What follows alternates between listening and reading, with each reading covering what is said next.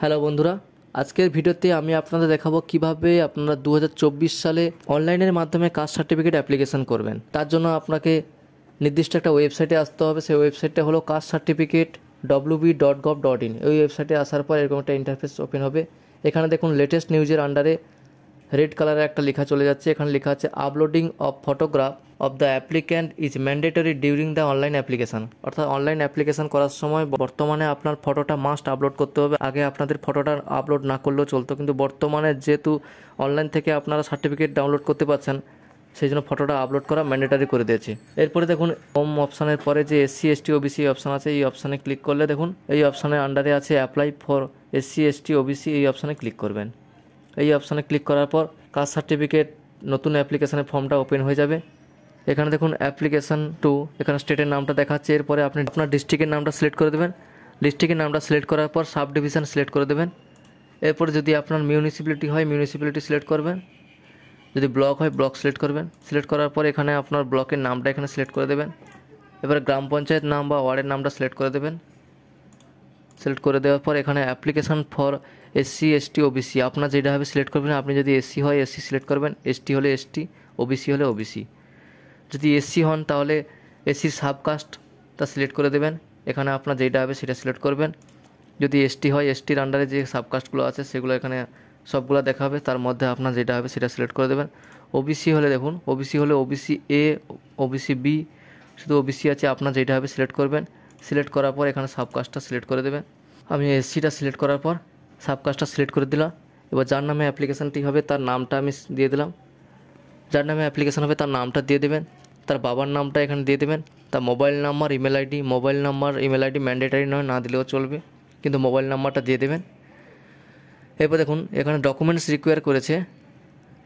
এখানে ডকুমেন্টস দিতে বলছে যে কোনো একটা, অ্যাটলিস্ট ওয়ান। এখানে আপনি এপিক নাম্বার অর্থাৎ ভোটার কার্ডের নাম্বার দিতে পারেন, আধার নাম্বার দিতে পারেন, অথবা আপনার খাদ্যসাথী নাম্বার অর্থাৎ রেশন কার্ডের নাম্বার আপনি দিতে পারেন। এখানে দেখুন ডেট অফ বার্থ, যার নামে অ্যাপ্লিকেশন করা হচ্ছে তার ডেট অফ বার্থটা দিয়ে দেবেন। বিতে আছে place of birth. Place of birth অর্থাৎ যেখানে জন্ম হয়েছে সেই স্টেটের নাম, ডিস্ট্রিক্টের নাম, সেখানে থানার নাম এবং ভিলেজের নামটা দিয়ে দেবেন। এরপর দেখুন address, present address for the last month. আপনি লাস্ট 6 মাস যেখানে বসবাস করেছেন সেখানকার পুরো অ্যাড্রেসটা দিয়ে দেবেন। এখানে কেয়ার অফ অর্থাৎ যার নামে অ্যাপ্লিকেশন তার বাবার নামটা দিয়ে দেবেন, তারপরে স্টেটের নামটা দেবেন, তারপরে ডিস্ট্রিক্টের নাম, তারপরে পুলিশ স্টেশনের নামটা দিয়ে দেবেন, তারপরে ওয়ার্ড বা জিপির নামটা দিয়ে দেবেন অর্থাৎ গ্রাম পঞ্চায়েত, ভিলেজের নাম বা পাড়া বা হাউস নম্বর বা রোডের নামটা দিয়ে দেবেন, পোস্ট অফিসের নামটা দেবেন, পিনকোড দেবেন। যদি আপনার প্রেজেন্ট অ্যাড্রেস এবং পার্মানেন্ট অ্যাড্রেস যদি সেম হয় তাহলে ইয়েস করে দেবেন, তাহলে এই ঘরগুলো ফিল আপ হয়ে যাবে আর ফিল আপ করতে হবে না। আর যদি আলাদা হয় তাহলে আলাদা ফিল আপ করবেন, নো করে এখানে পুরো ফিল আপ করবেন। এরপর দেখুন 10 নম্বর অপশান আছে ন্যাশনালিটি, এটা ফিল আপ থাকবে।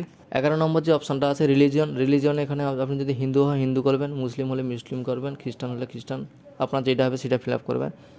জেন্ডারটা আপনি সিলেক্ট করে দেবেন। 13 নম্বর যে অপশানটা আছে দেখুন ব্লাড রিলেশন ডিটেলস, অর্থাৎ আপনার রক্তের সম্পর্কিত কারোর যদি সার্টিফিকেট থাকে, কাস্ট সার্টিফিকেট থাকে তাহলে ইয়েস করবেন, আর যদি না থাকে তাহলে নো করবেন। নো করলে আপনাকে কোর্ট এফিডেভিট দিতে হবে। এবার দেখুন আমি ইয়েস করে দিচ্ছি। ইয়েস করার পর যার নামে সার্টিফিকেটটা আছে তার নামটা দিতে হবে, তার সার্টিফিকেট নাম্বারটা দিতে হবে, ডেট অফ ইস্যু অর্থাৎ কত তারিখে তার সার্টিফিকেটটা ইস্যু হয়েছে, রিলেশন উইথ অ্যাপ্লিক্যান্টের সঙ্গে তার রিলেশনটা কী আছে, এবং ইস্যু অথরিটির নামটা এখানে দিয়ে দেবেন।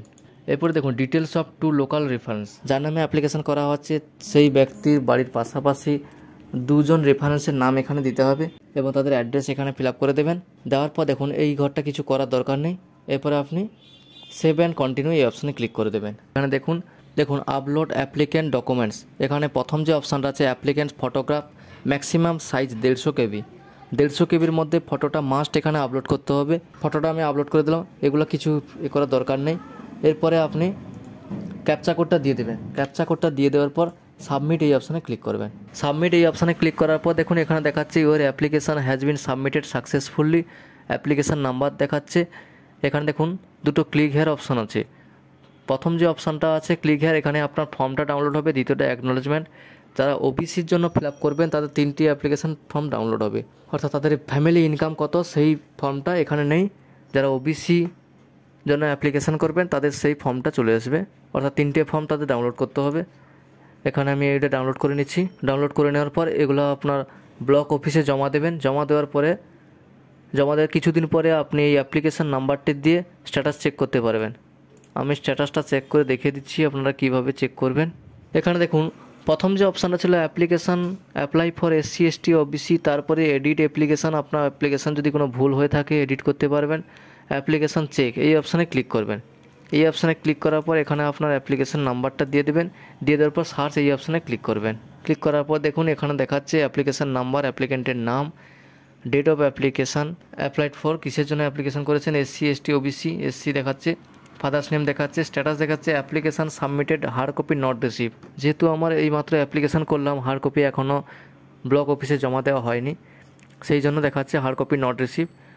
এটা যখন জমা দেওয়া হয়ে যাবে তারপরে স্ট্যাটাস চেক করলে এখানে অ্যাপ্রুভ দেখাবে, তখন আপনি সার্টিফিকেটটা ডাউনলোড করে নিতে পারবেন। সার্টিফিকেট ডাউনলোড করার জন্য আপনাকে সেই ওয়েবসাইটে চলে আসতে হবে।